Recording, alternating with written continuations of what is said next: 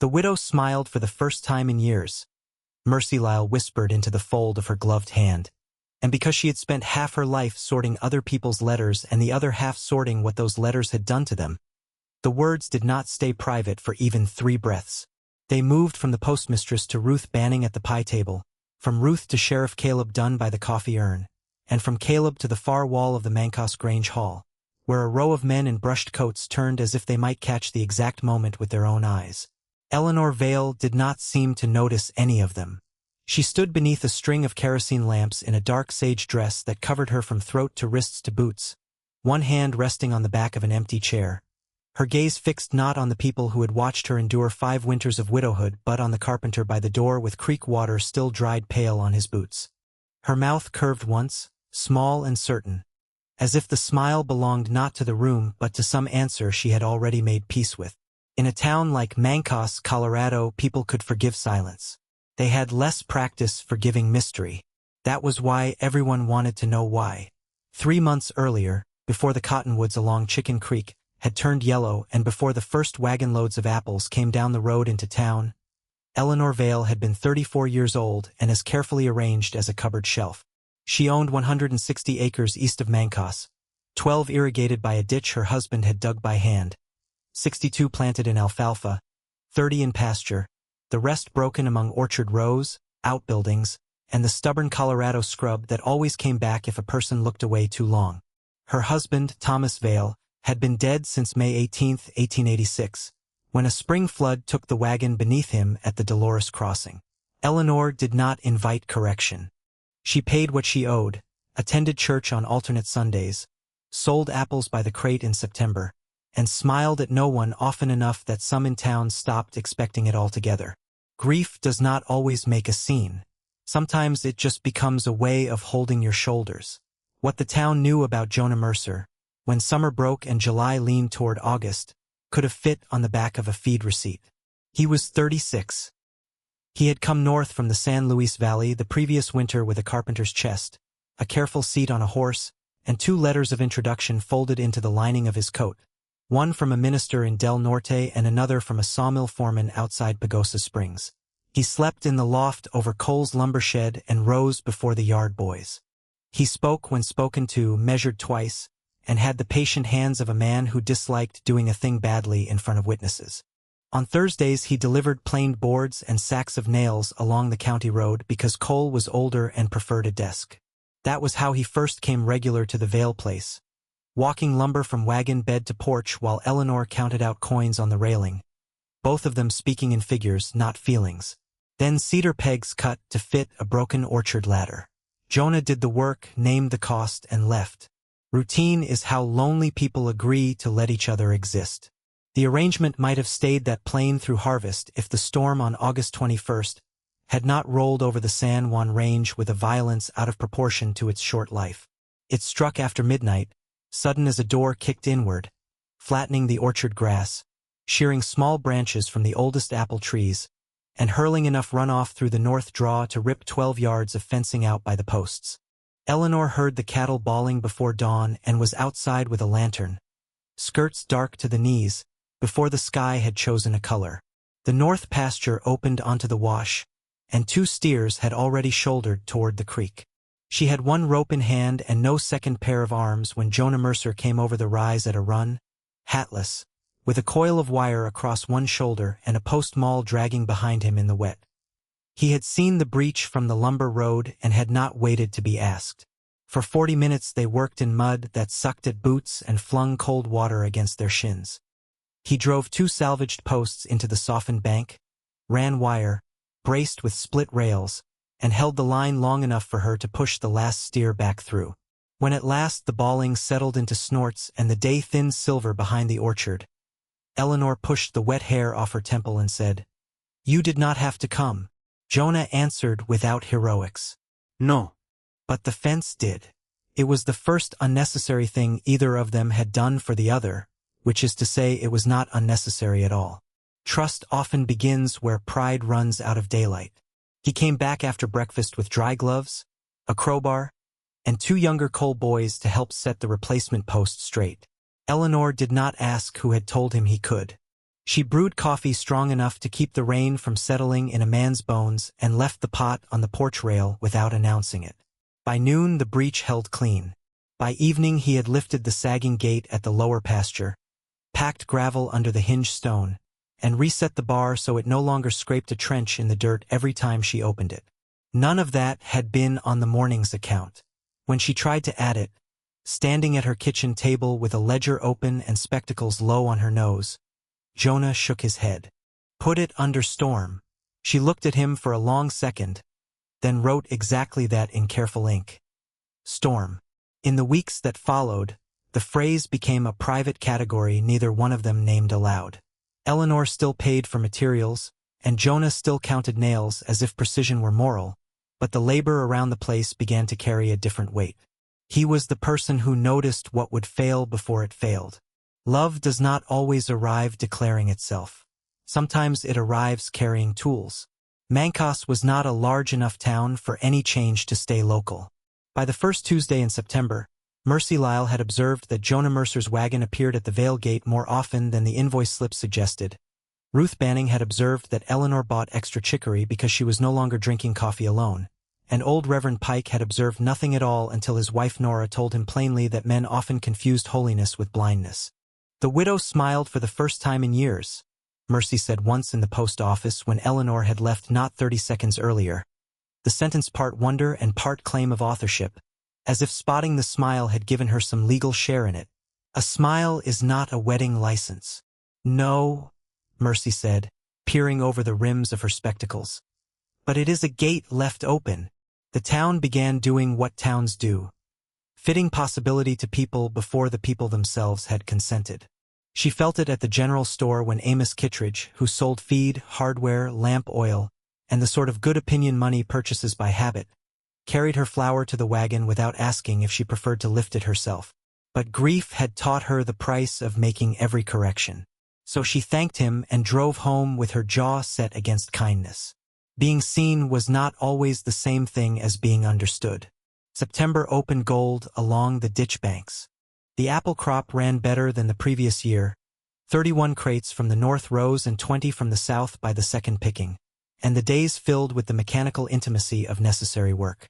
Jonah mended a split rung on the orchard ladder, then stayed to brace the lean in the chicken run where last winter's snow had bent the frame.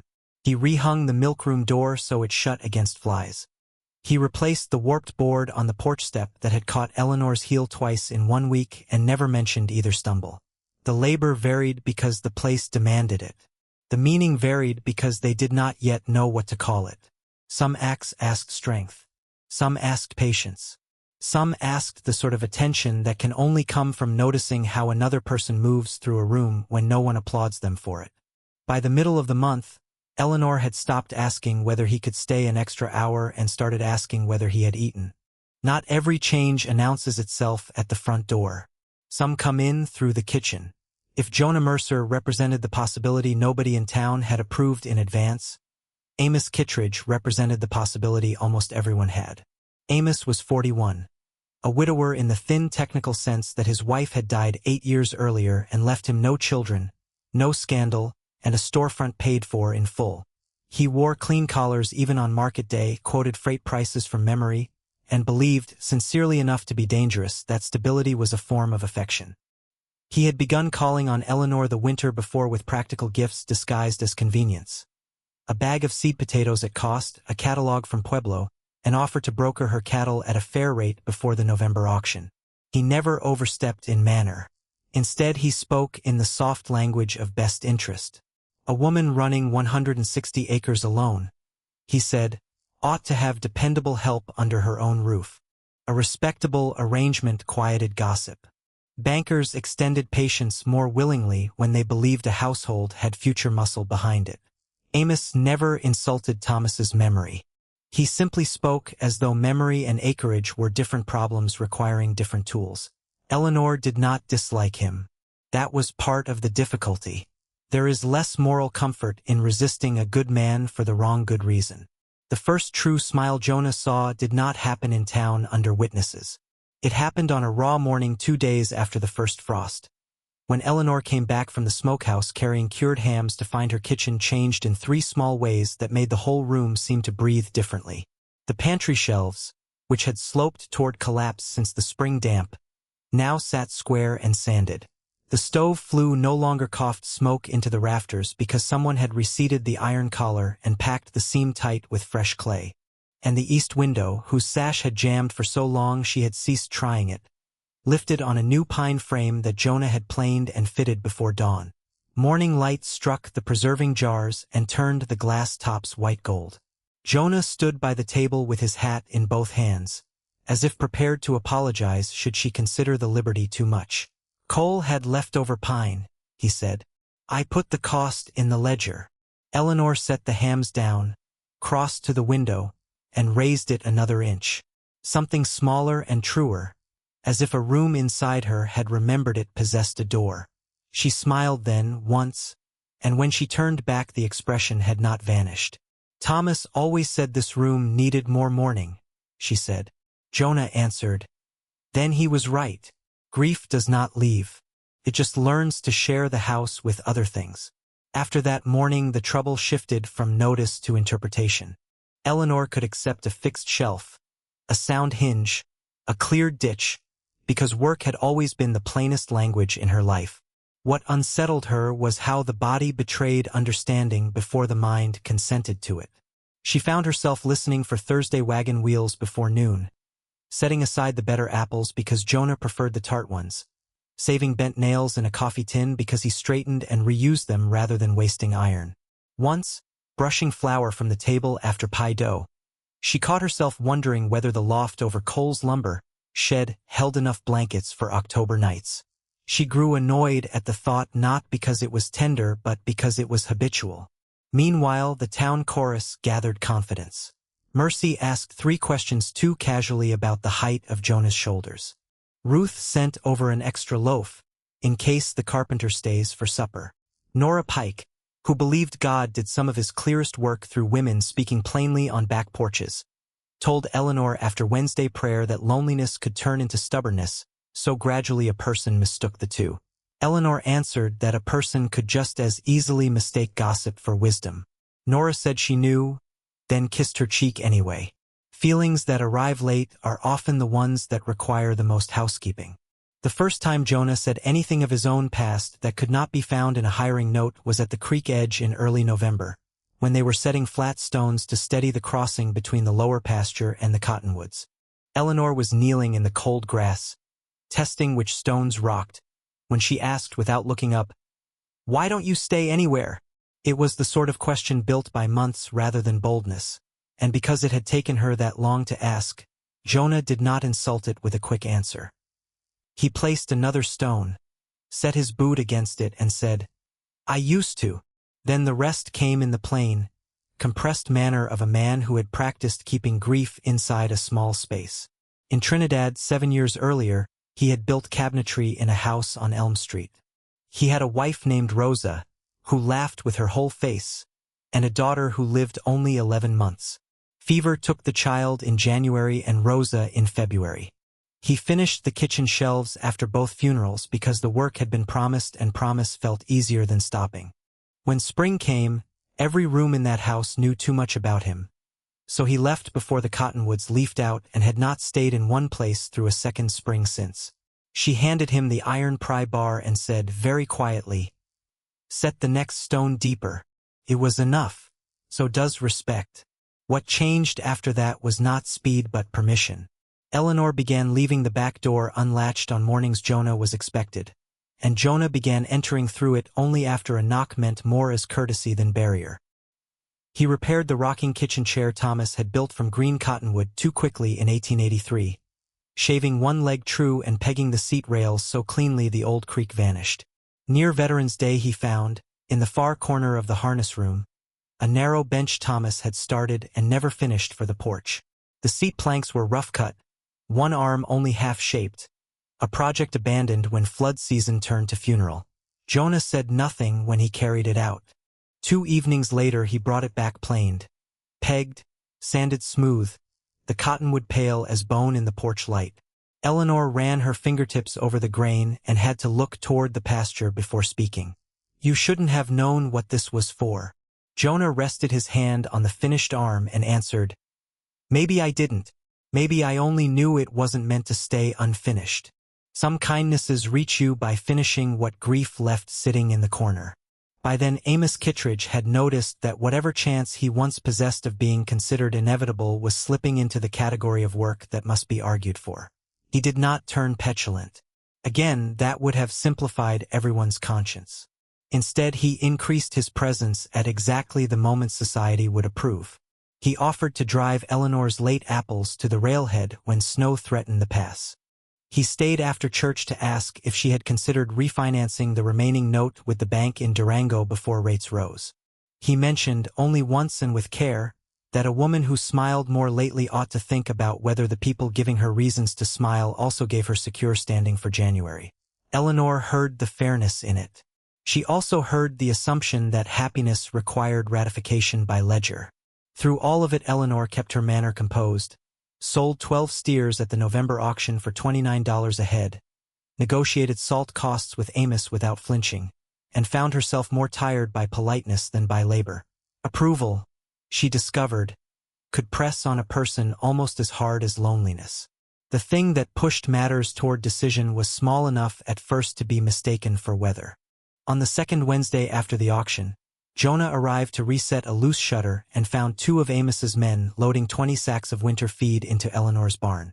Amos himself stood by the wagon wheel, hat brim silvered with frost, explaining that he had arranged favorable terms because the season looked harsh and because, as he put it, planning ahead is kinder than scrambling. He had not asked first. Eleanor, jaw tight, told him she had never objected to planning, only to other people doing it on her behalf. Amos accepted the correction with visible restraint and said he meant no offense. Jonah kept his eyes on the shutter hinge and finished the repair as though nails required his entire character. But by dusk he had told Avery Cole he might take the winter job near Durango after all, the one fitting window frames for a new hotel. Only till thaw, he said. Cole, who had seen enough men pretend not to break their own hearts, merely nodded. Sometimes withdrawal looks so reasonable it is almost mistaken for virtue. She waited through a day of freezing drizzle, furious partly at him and partly at herself for recognizing the fury by name, then went out at dusk to the lower fence line where he was checking the braces set after the August storm. Jonah looked up when he heard her boots on the brittle grass but did not smile. You're leaving, she said. For the winter. Because of work? Because work is simpler than being discussed over pie. She stopped on her side of the wire as if the fence itself had demanded witness. Since when have you cared what Mercy Lyle says? He drove the heel of his glove along the top rail before answering. I don't care what she says. I care what it costs you to hear it. The truth of that struck harder because it was decent. You think my life improves by having one less person in it everyone can see me needing? I think, he said, voice low, that your life has already survived enough without me adding weight where I haven't been invited to stand. The words sat between them like weather. Then Eleanor, who had carried pride longer than some women carry pearls, did the more difficult thing. Jonah, she said. The widow smiled for the first time in years. They keep saying it like it belongs to them. It doesn't. It happened because you fixed a room I had stopped looking at. Because you finished what other grief left unfinished. Because when something on this place leans, you see it before it falls. He did not move. Creeks make boundaries look natural. Hartes céu dondo. He drew one breath, slow enough she could hear the cold in it. That is not the same as asking me to stay. Eleanor's hands were bare despite the weather. She curled them once, then let them open at her sides. No, she said. It is the same as telling you I would notice if you went. For a woman who had measured speech like flour for 5 years, the sentence was nearly reckless. Jonah stepped closer to the fence but kept the wire between them. And if you notice, he asked, what then? She gave a short, unsteady laugh that held no humor. Then I suppose I have the same trouble everyone else does. I want to know why. Something shifted in his face, not toward relief exactly, but toward the end of endurance. I can stay till after the harvest supper, he said. That is not an answer, Eleanor said. No, he replied. It is the furthest I can manage while standing on the wrong side of a fence. She looked at the rail between them, at the creek beyond, at the sky already losing color, and understood with a sudden clarity that people can honor grief so long they begin mistaking it for loyalty. Saturday, she said. Come to the Grange Hall. If Amos is there, he will be. And if the whole town watches? At that Eleanor's mouth changed, not fully a smile, but near enough to make him still. They have been watching for months, she said. Let them learn something useful. Some decisions do not calm a life. They simply tell the truth out loud. The Mancos harvest supper filled the Grange Hall every year with tables long enough to remind people that appetite and fellowship had always been cousins on the frontier. Amos Kittredge arrived in his black coat with the composed face of a man who had decided to be brave in public because there was no profitable version of being humiliated in private. He found Eleanor before the meal, offered his arm, and asked if she would sit at the front table with him and Reverend Pike, where a practical announcement might best be made after grace. Jonah came 10 minutes later, shoulders dusted from the road, hat in both hands, staying instinctively near the door. Mercy saw everything. Ruth pretended not to. Nora Pike looked as if Providence had finally stopped testing her patience. Eleanor listened to Amos finish his invitation. She saw the sincerity in it, the order, the kindness that resembled planning more than wonder. She also saw, by the doorway, a man who had rebuilt half her place without once presuming ownership of any part of her. When she thanked Amos, her voice was gentle enough that no one could accuse her of spectacle. I won't sit at the front table, she said, and I cannot let you make an announcement you believe would settle anything fairly. The room did not go silent all at once. Silence spreads like lamp oil. He held her gaze and asked, just quietly enough that only the front tables heard it first. Is this about affection, Eleanor, or about gratitude? They can feel alike in a season when a place has been helped. It was a fair wound which made it cut deeper. Eleanor looked at Amos for a long moment before answering, and in that pause she recognized what she owed every person in the room, even the one she would disappoint. Not convenience, but accuracy. It began in gratitude, she said. Then it became trust. Then it became the part of my day I noticed arranging itself around. I know the difference. Amos's face changed not toward anger, but toward the strain of yielding something he had every reason to think he might win. He turned then to Jonah, who had not moved from the door. And can you offer permanence? Amos asked him. Or only the appeal of being unlike the rest of us? The line carried real pushback, real dignity, and the bruise of a man refusing to disappear politely for other people's comfort. Jonah took 2 steps forward before speaking.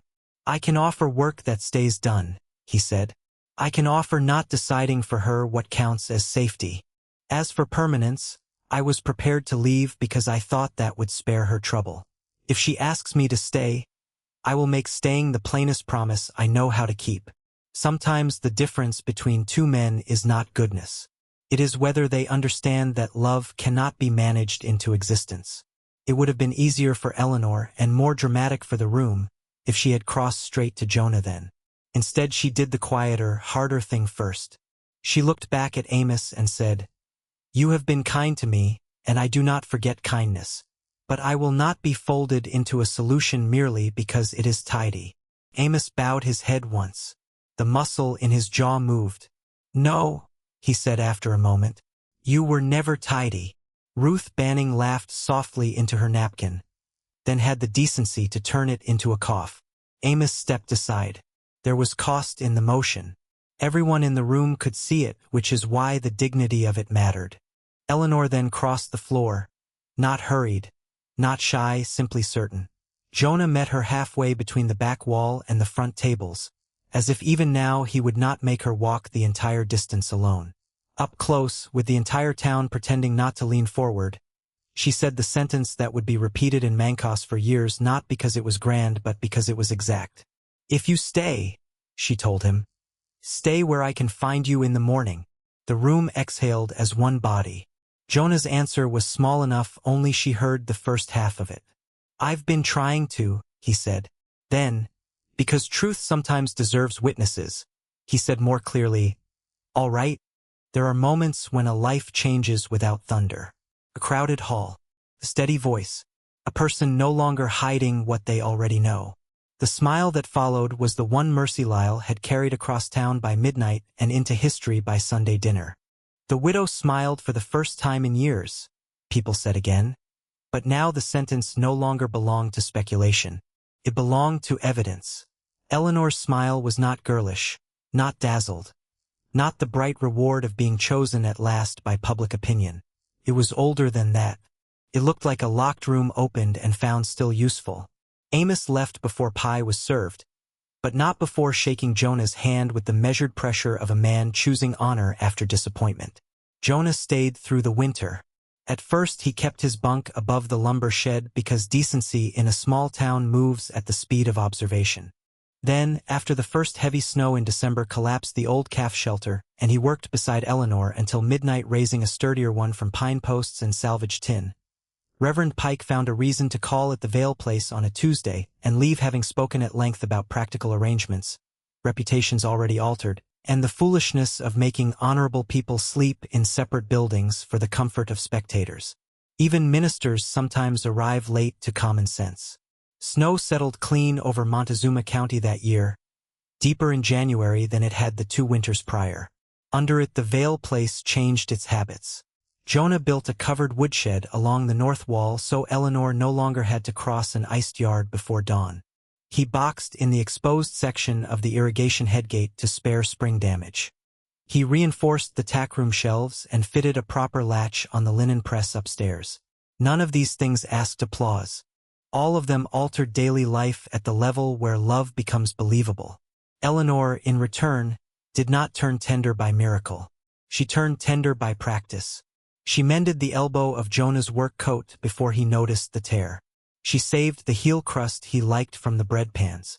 She set his gloves by the stove when they came in stiff with snow and began including his figure in plans without announcing the inclusion. "We'll need more lamp oil before the 20th. We ought to salt the south steps. The mare favors the left foreleg in cold." Plural arrived before either of them spoke about the future in formal terms. It often does. By February the house no longer sounded like a place waiting to see if someone would leave. It sounded occupied. There is a kind of peace that does not descend from heaven. It is built board by board until even the floorboards stop expecting farewell. On clear evenings in January, after the stock were fed and the lamps turned low, Eleanor sometimes read the Durango paper aloud while Jonah pared kindling on the hearthstone. They did not force conversation bigger than the room could hold. Some nights they spoke only of weather, seed orders, and whether the mare would foal early. Some nights that was enough to make her feel the strange, steady luxury of not performing endurance for anyone.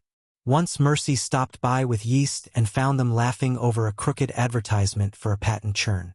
She carried that sight into town too, though with less noise than before. Mystery had softened into recognition. A house can teach a whole community what peace sounds like. When spring loosened the ground in April of 1892, the creek ran fast again, but the north fence held because Jonah had set the replacement posts deeper after the storm and braced the bank with stones laid true before freeze. The orchard budded.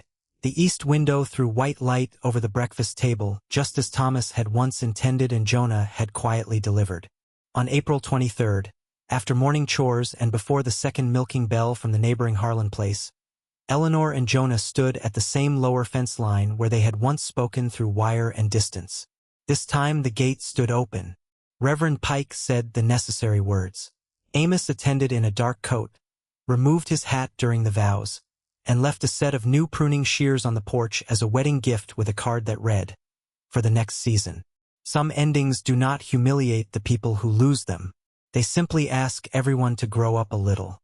After the small supper, while plates cooled in wash water and the San Juan peaks blued in the late light, Jonah sat with Eleanor on the finished porch bench and asked whether she minded that half the county would claim credit for seeing this coming.